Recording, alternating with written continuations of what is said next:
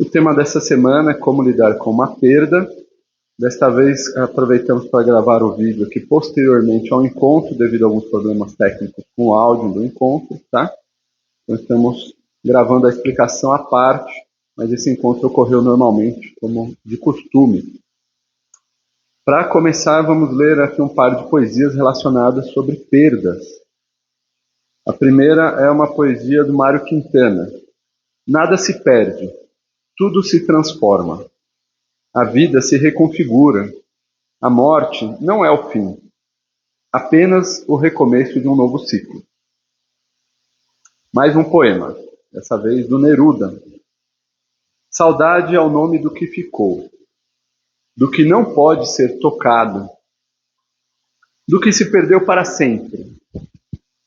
É a ausência que preenche, é o eco de uma vida que já não existe, mas que vive em nós, em cada lembrança. O nome desse poema é Saudade, fala sobre o sentimento de perda. O tema desse oitavo encontro, como lidar com uma perda, ele está diretamente relacionado com o tema do encontro anterior, como superar um luto, né? Mas nesse caso, a perda aqui a gente vai trabalhar ela de uma maneira mais ampla. Não só perda de familiares ou seres queridos, mas também perdas de trabalho, de relacionamentos amorosos, perda de saúde. Então, o sentimento de perda, né? Que de uma certa maneira é um sentimento que ele se repete, né, ao longo da nossa vida, né? A gente sempre tem momentos de a gente sente que teve algum tipo de perda, né? E a gente também precisa diferenciar um pouco, né?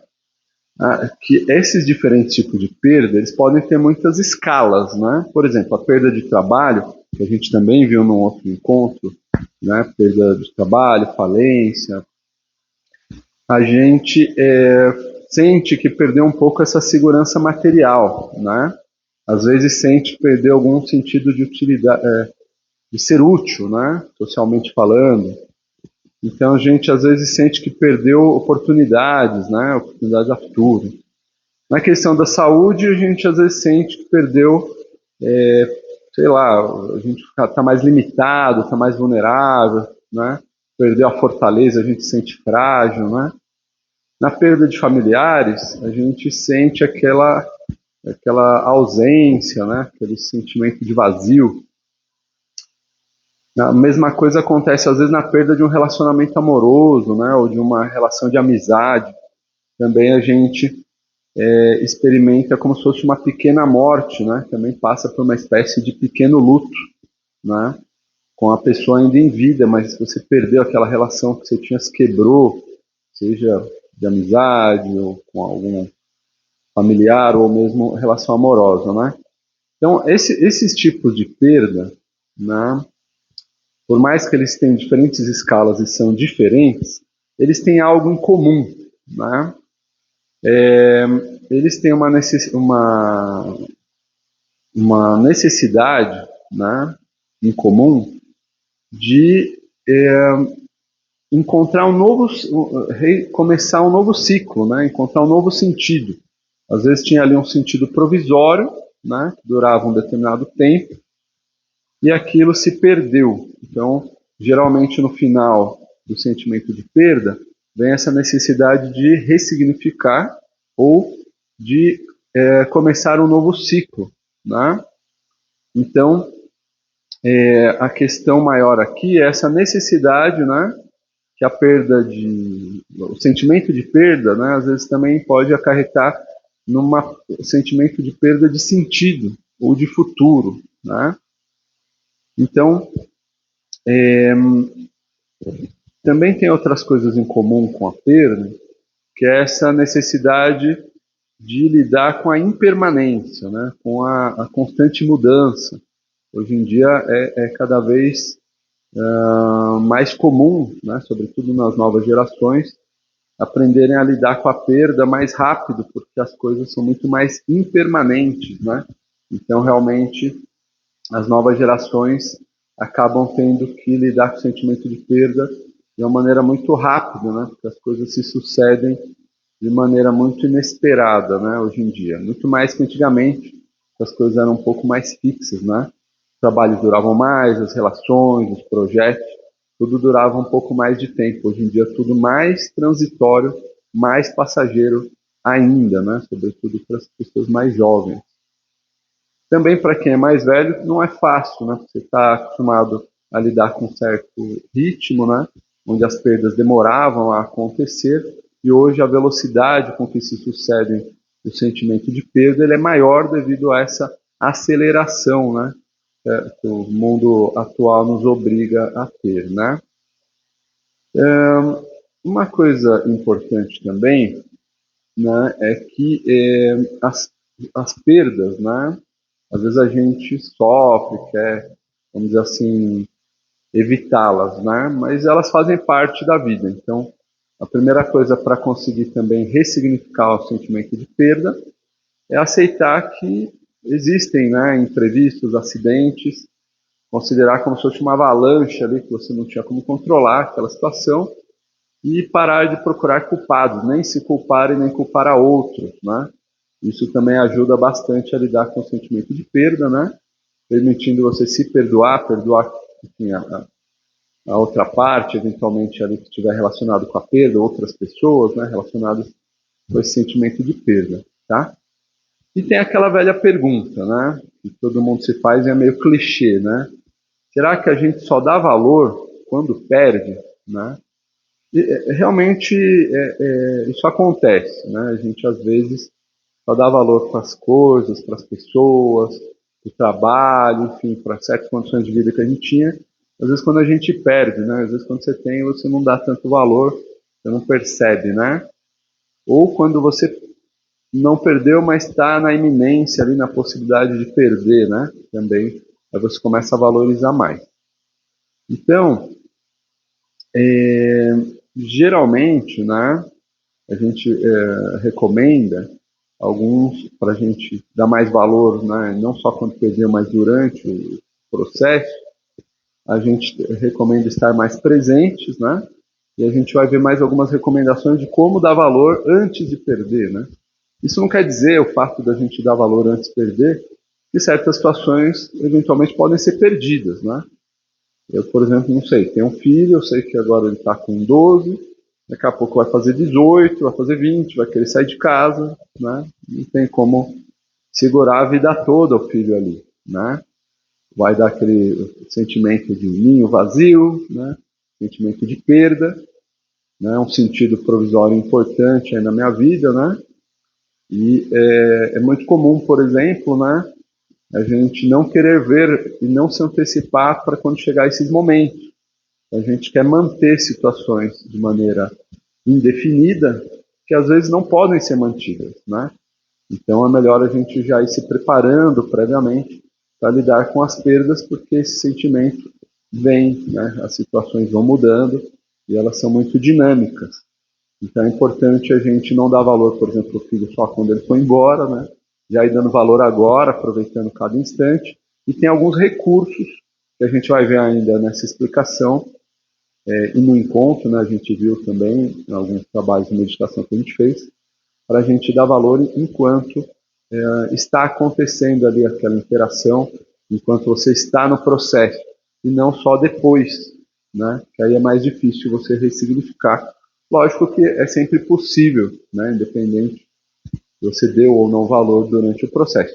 Mas se você dá valor enquanto, né, está essa relação, está esse projeto, é mais interessante, assim, você vive ele cabalmente, né? E quais seriam, então, as raízes das perdas e desses acidentes, né?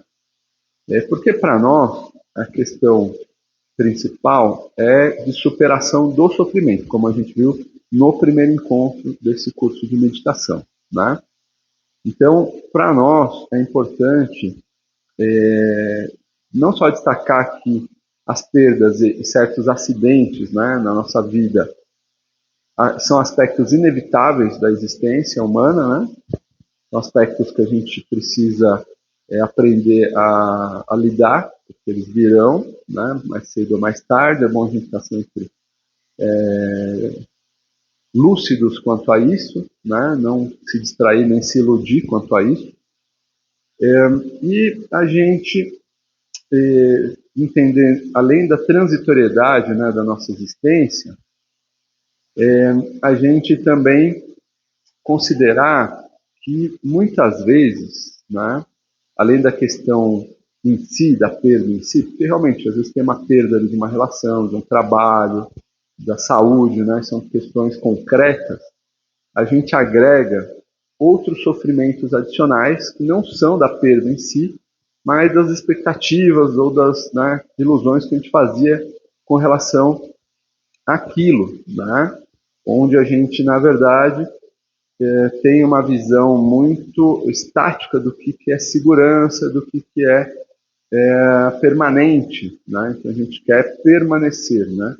E essa falsa estabilidade, ela é instável, né? E ela não existe, ela é ilusória. Então,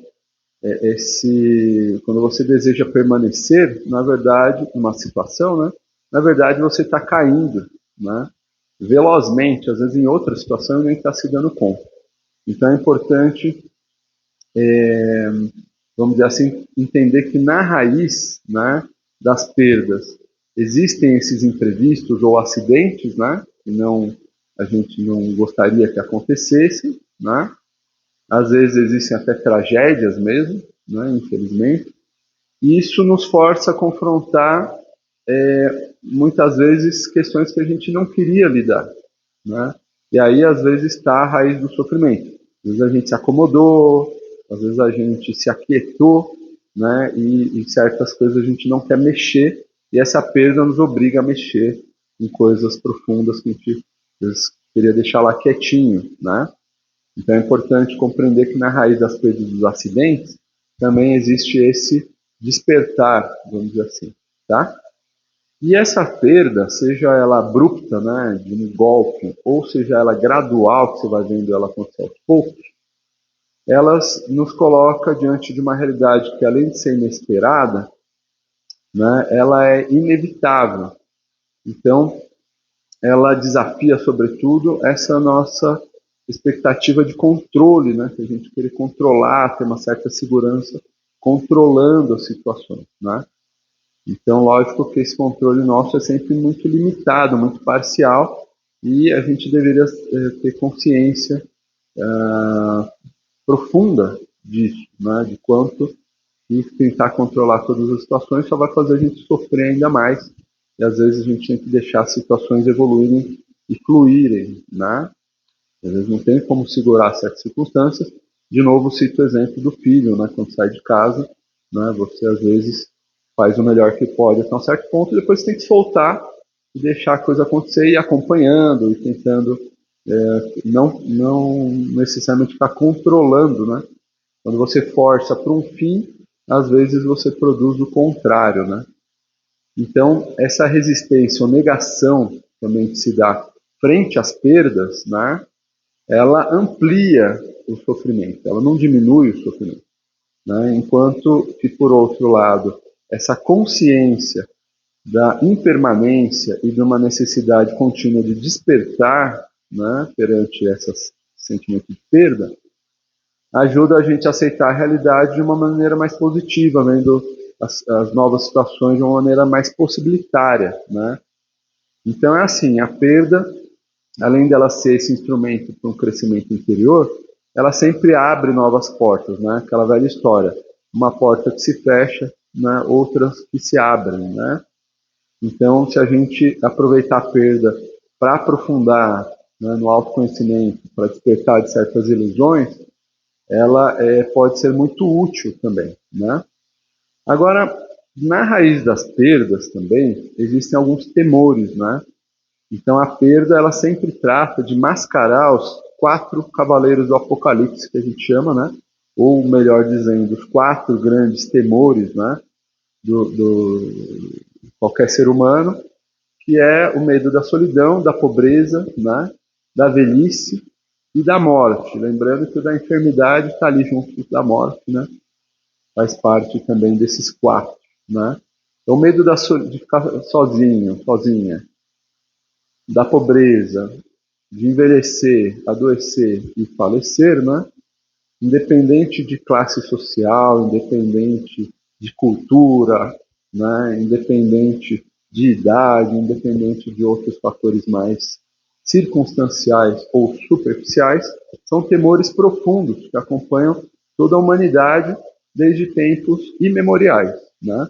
É importante a gente ter muito claro essa condição, né? Muitas vezes a gente se ilude com sentidos provisórios, né? Justamente para afastar o nosso olhar, né? A nossa lembrança desses medos profundos que a gente tem, né? Então a gente vive como se fôssemos viver eternamente, né? A gente evita olhar as etapas, evita planejá-las profundamente, porque elas muitas vezes evocam esses medos. E muitas vezes o sentimento de perda é mais uma forma de mascarar esses medos profundos, né? A gente lidando com o sentimento de perda, ou melhor dizendo, a gente lidando com esses medos profundos, também ajuda a gente a ter esse sentimento de perda muito mais leve, né? Muito mais tranquilo, tá? A gente também precisa utilizar algumas técnicas, né, de meditação que a gente recomenda, né?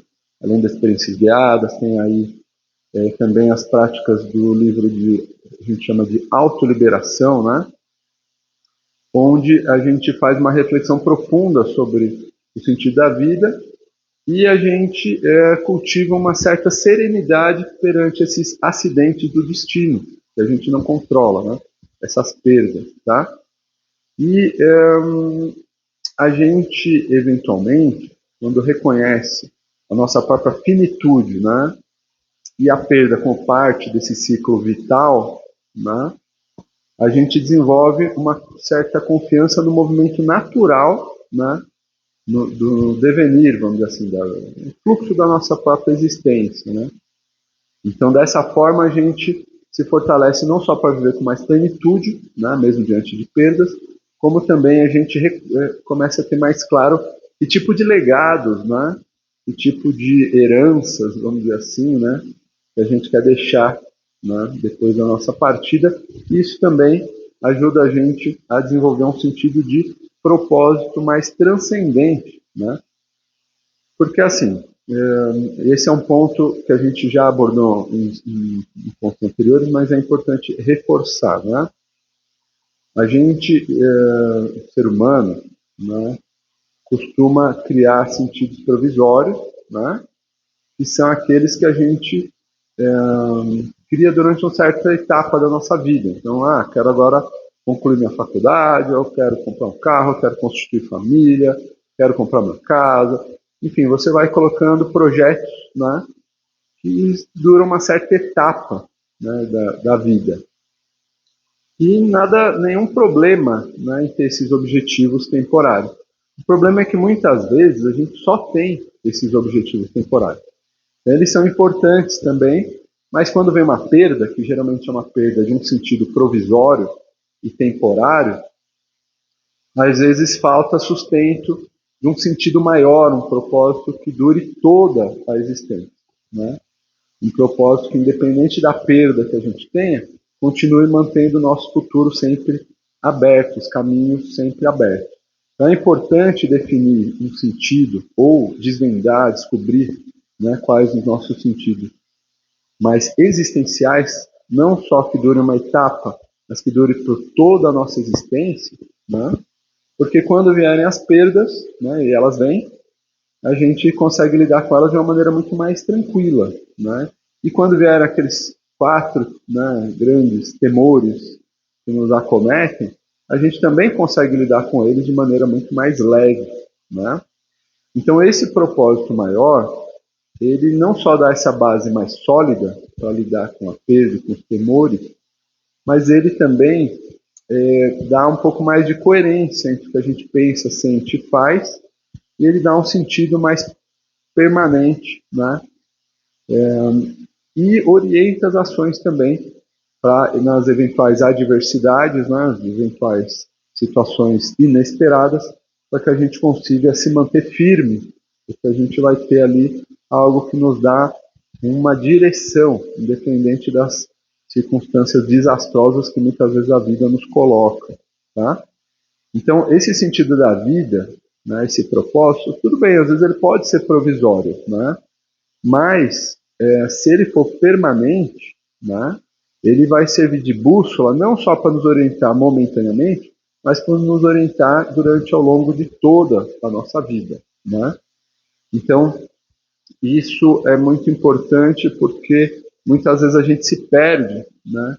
E acaba não, vamos dizer assim, trabalhando, né? Para desvendar qual aquele propósito que somente cada um de nós poderia realizar nessa vida, né? Um aporte que a gente deixa para a humanidade, uma contribuição que a gente gostaria de fazer. E se você não fizer, ou eu não fizer, né? Cada um não fizer, ninguém mais vai fazer. Tem certos aportes que depende muito de cada pessoa, né? Não são substituíveis, né? Tudo bem, né? A maioria das coisas somos substituíveis, né? Mas nesse propósito maior, talvez por algo, né? Viemos ao mundo por algo, de repente a gente poderia também aportar que outros não conseguiriam. Cada um tem um lado aí que é meio único, né? Por isso não nascemos grudados e nascemos separados, né? Em última análise também, o propósito maior, ele vai muito além das nossas limitações, né, das nossas dores e das nossas perdas, tá? Ele não é algo que a gente pode definir somente para uma etapa da nossa vida, mas algo que nos transcende e acompanha ao longo de toda a nossa existência, tá? Ele se revela nesses momentos de perda, muitas vezes, né?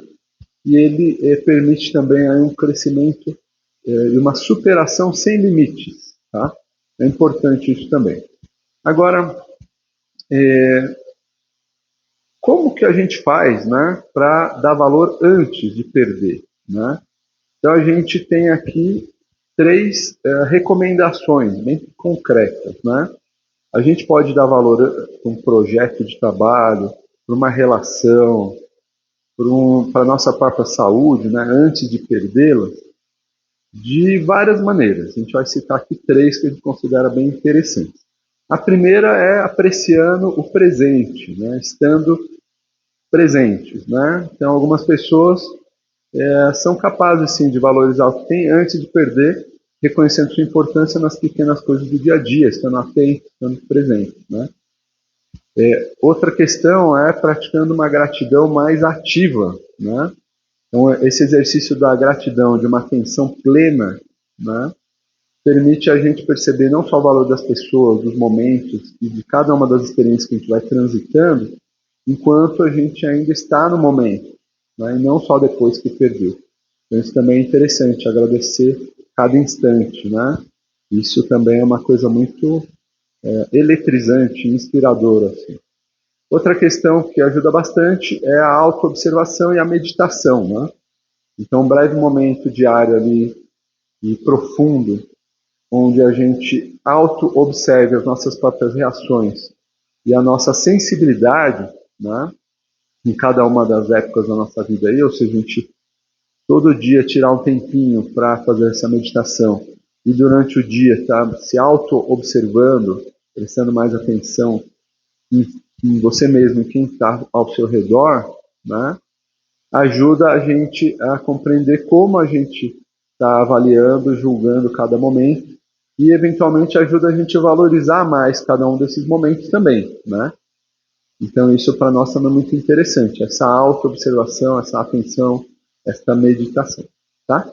Então essas são três formas de dar valor antes da perda, apreciando o presente, uma gratidão mais ativa e uma meditação com uma atenção ou auto-observação, né? Ali todo dia um pouquinho.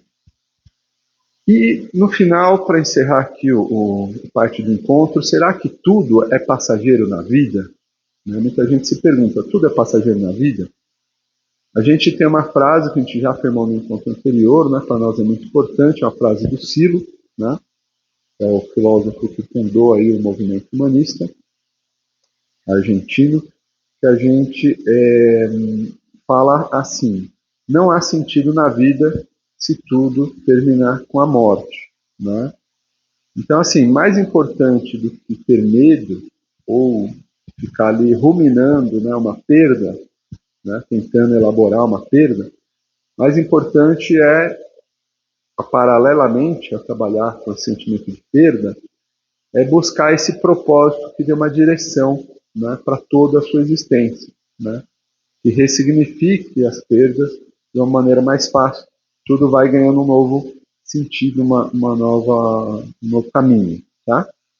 Então, para nós, por exemplo, somos humanistas, um dos sentidos mais transcendentes que a gente tem, um dos nossos propósitos coletivos, não individuais, mas coletivos, né? Pode se traduzir também no individual, mas um dos propósitos que a gente tem é humanizar a Terra, né? Humanizar o nosso querido planeta, nossa sociedade, criar uma nação humana mais sem violência, sem discriminação, né? Enfim, então, para nós, essa superação da dor e do sofrimento, né, essa evolução e aprendizado contínuo, né, esse amor pela realidade que a gente vai construindo, né, se sentir integrado aí com os demais, em unidade com tudo que existe, para nós isso são sentidos importantes, por exemplo. Tá? Você pode tomar um ou mais desses sentidos para si também.